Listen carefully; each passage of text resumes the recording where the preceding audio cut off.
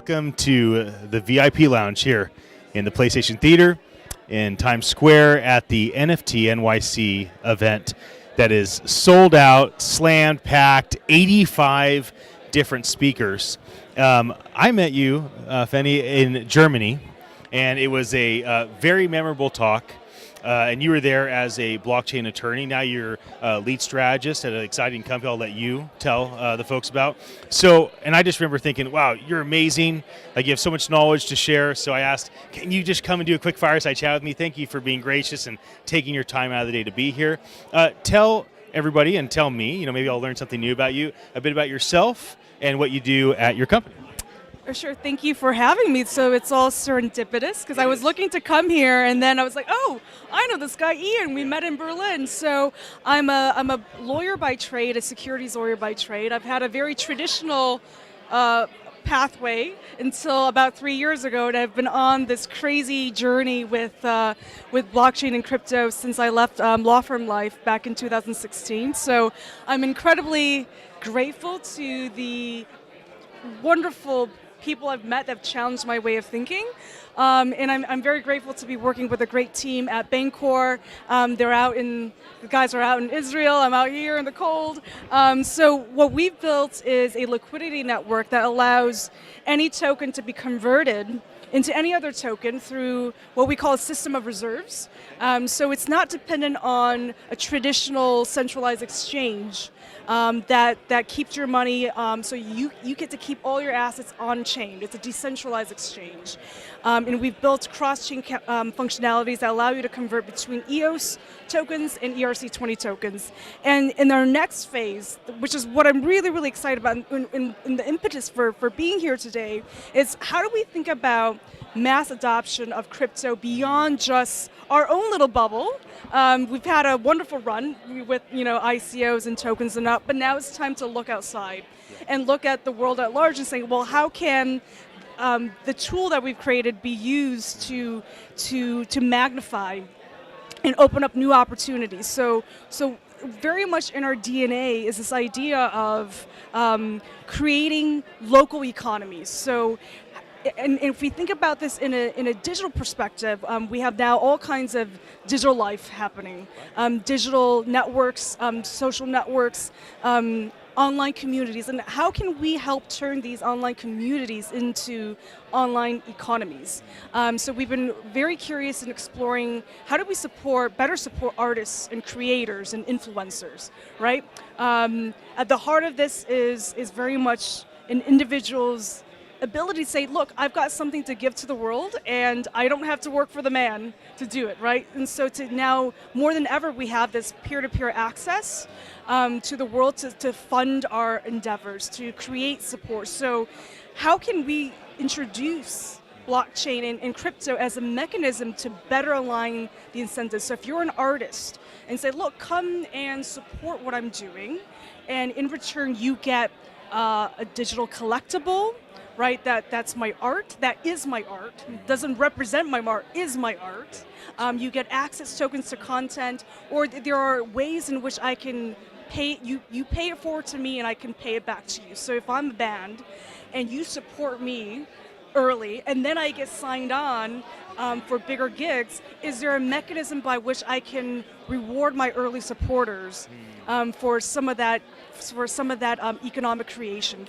Right, so this is kind of the idea that we're thinking about, and so we're really excited about this new wave of thinking around mass adoption and the whole digital collectible NFT, and how we can have seamless conversion between cryptocurrencies, fiat, and digital collectibles. So I'm really excited about the future. Yeah, that's good. So tell me a bit about your experience at this event. Like, how has it been so far? What maybe were your expectations and how have those been exceeded, or what were you hoping for that you don't see? Like, just talk to me a bit about what you've experienced so far. I really actually enjoy the event so far because I feel like there's a lot of stuff going on, but there's still an intimacy to be able to have conversations with people. And I've had really great conversations with folks on different aspects of where they think the market is going. So you've got all these wonderful talks going on in the main stage, but then you also have it's just a very easy environment. And I like that because, back in 2017, when you go to big conferences like Consensus or even with DevCon, it feels overwhelming. And so there's an intimacy here that makes you feel like you're back in 2015, 2016, right? It's a small group of people who are kind of pioneers in a certain aspect, and so it's really nice to have those one-on-one conversations. Yeah, it's fun. The final question I wanted to ask, and you can kind of stick with the time frame I'm going to give you. You can go further out if you want. Tonight I'm talking about NFT 2024, and I'm going to give some personal predictions and hopes, but I'm also collecting predictions and hopes from people like you, right? And so tell me, what do you think blockchain 2024 is? More specifically, what do you think NFT 2024 looks like? Or if you want to go further out, feel free to. So I think more of us will live our lives online. So VR and AR will be a big part of that. We'll have little online avatars, right? Real estate in New York sucks. I get my 300 square feet, but in the digital space there isn't such scarcity. So perhaps I'm going to have a digital Mona Lisa, right? It's numbered, hanging in my virtual avatar house, and I'll be wearing some avatar Chanel whatever shoes or something like that. So there are these kind of possibilities in which we interact way more richly in our digital lives. So I see with influencers, they can start issuing tokens to fund their work, and as a reward to their supporters for proof of support, they can issue these kind of limited edition digital collectibles. And I also hope that becomes not just a mechanism of commercialization, but a mechanism by which we create economic engines around social impact, which is very close to my heart. So my last project, when you met me, I'm a co-founder of a project called IXO, which is tokenizing proof of impact.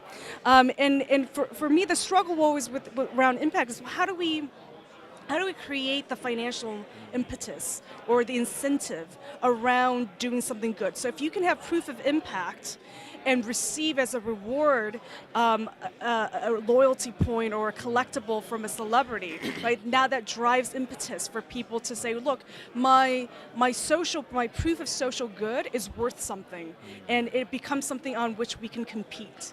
And when you have that kind of competition, you raise the amount of activity and efforts going and resources going to a particular endeavor. So that's my hope.